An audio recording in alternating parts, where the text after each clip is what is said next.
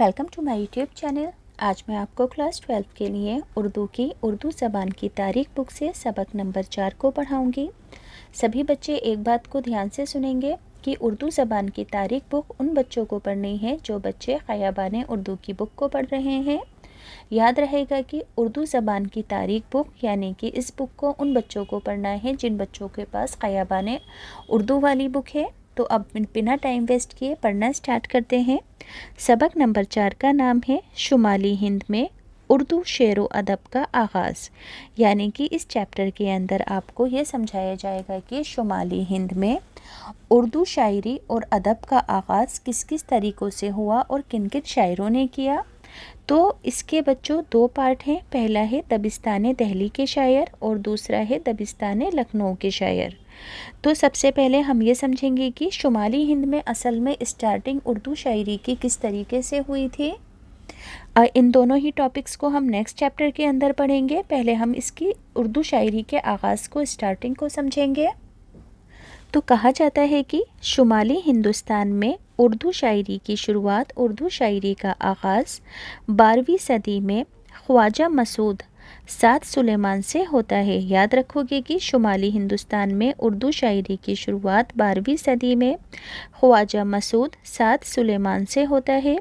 कहा जाता है कि मसूद साद सुलेमान के 3 दीवान थे। 3 तरीके से ये 3 लैंग्वेजेस में शायरी करते थे, एक अरबी में, दूसरा फ़ारसी में और तीसरा हिंदवी में। हिंदवी वो ज़बान थी जो बाद में उर्दू कहलाई। 200 साल तक शुमाली हिंदुस्तान में हमें फ़ारसी के तो कई शायर मिलते हैं लेकिन उर्दू के कई शायरों का कलाम दस्तयाब नहीं है। याद रखोगे कि 200 साल तक तो शुमाली हिंदुस्तान में फ़ारसी के तो कई शायर मिलते हैं लेकिन उर्दू शायरी का जो कलाम है वो दस्तयाब नहीं है, इसके प्रूफ नहीं है, मुहैया नहीं है। 13वीं सदी में अमीर खुसरो का नाम सामने आता है। खुसरो फ़ारसी के बड़े शायर थे। याद रखोगे कि 13वीं सदी में अमीर खुसरो का नाम सामने आता है। खुसरो कौन थे? फ़ारसी के बड़े शायर थे। ये पटियाली यानी कि ज़िला एटा में 1252 ईस्वी में पैदा हुए थे अमीर खुसरो। बुनियादी तौर पर खुसरो फ़ारसी के शायर थे लेकिन इन्होंने उर्दू में पहेलियाँ, बेजोड़, कहमकरनिया, ढकोसले और गीत वगैरह कहे हैं जो कि अब नहीं मिलते हैं। उर्दू के अक्सर मुहक्किकीन यानी कि माहिरीन का ख़याल है कि अमीर खुसरो ने उर्दू में भी शायरी की थी लेकिन उनका उर्दू का कलाम ज़ाया हो चुका है। बाद में दूसरों ने अपनी तरफ से इनके लिए शेर कहे और इनके नाम से मंसूब कर दिए, मगर इनके ख़ुद के लिखे हुए कोई भी उर्दू की शायरी के जो दस्तावेज़ हैं वो मौजूद नहीं है। अक़वाले अक्सर उनसे मंसूब एक गज़ल गाते हैं जिसके 2 शायर यहाँ पर दिए गए हैं जो कि बच्चे फ़ारसी और उर्दू लफ्ज़ों को मिलाकर लिखा गया है, मगर ये अमीर खुसरो के ख़ुद के लिखे हुए नहीं हैं, ये किसी और ने उनकी तारीफ़ में लिखे हैं। आगे है अमीर खुसरो के तकरीबन 350 साल बाद हिंदुस्तान में फ़ारसी ज़बान का चलन ऐसा रहा कि शुमाली हिंदुस्तान के शायरों ने उर्दू की तरफ बिल्कुल ही तवज्जो नहीं की थी। अलबत्ता औरंगज़ेब के ज़माने में 1700 ईस्वी में वली दक्कन से, वली जो थे शायर हैं, वली दक्कन से दहली आए, अपना उर्दू का कलाम भी अपने साथ लाए और इन्होंने यहाँ पर उर्दू में शायरी की। वली की ग़ज़लें सुनकर लोगों को पहली बार ये एहसास हुआ कि उर्दू ज़बान अब इस काबिल हो गई है कि इसमें शायरी की जा सकती है।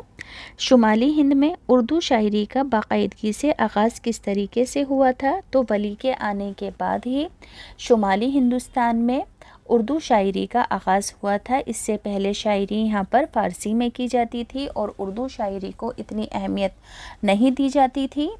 तो वली के आने से पहले दहली के अंदर ज़ाफ़र ज़िटली, मीर अब्दुल जलील अटल और मोहम्मद अताउल्लाह वग़ैरह उर्दू में शेर कहते थे। अगरचे मीर ज़ाफ़र ज़िटली की शायरी तो बहुत जानदार है लेकिन इनके शेर کہنے کا انداز کچھ اس طرح کا تھا کہ اہل علم نے ان کی شاعری پر سنجیدگی سے کوئی توجہ نہیں لی تھی، یعنی کہ اچھی شاعری تو کرتے تھے مگر لوگوں نے ان کی شاعری کی طرف خاص توجہ نہیں کی۔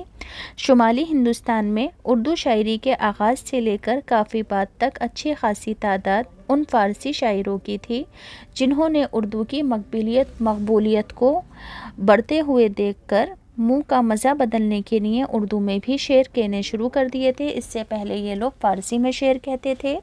یہ شاعر تھے مرزا عبدالقادر بیدل، موسوی خاں فطرت، قزلباش خاں امید، اسد یار خاں انسان، میر شمس الدین فقیر وغیرہ تھے۔ اس سے پہلے یہ لوگ صرف فارسی میں کرتے تھے شاعری، مگر انہوں نے اپنے منہ کا مزہ بدلنے کے لیے اردو میں بھی شاعری کرنی شروع کر دی تھی۔ ان فارسی شاعروں میں 2 شاعر ایسے تھے جن کا اردو شاعری پر بہت بڑا احسان ہے۔ یہ شاعر ہیں سراج الدین علی خاں آرزو اور مرزا مظہر جانے جانا۔ یاد رکھو گے کہ ان فارسی شاعروں میں 2 ایسے شاعر تھے جنہوں نے اردو شاعری پر بہت بڑا احسان کیا، جن کا نام تھا سراج الدین علی خاں آرزو اور مرزا مظہر جانے جانا۔ انہوں نے اردو شاعری کی 2 نسلوں کی ذہنی تربیت کے اندر نمایاں حصہ لیا۔ ان کے بعد آنے والے شاعروں نے بھی نوجوان شعراء کی تربیت کی تھی، ان کے بعد آنے والے شاعروں نے، اور اس طرح ایک دبستان قائم ہو گیا تھا، ایک گروپ قائم ہو گیا تھا۔ اس نسل کے بعد دوسری اور تیسری نسل کی تربیت سے باقاعدہ شمالی ہند کا پہلا دبستان دہلی کے نام سے، یعنی کہ دہلی کے مشہور شاعروں کے نام سے مشہور ہوا تھا، جو کہ آپ اس سے اگلے والے چیپٹر کے اندر پڑھو گے کہ دبستان دہلی میں کون کون سے شاعر شامل ہیں۔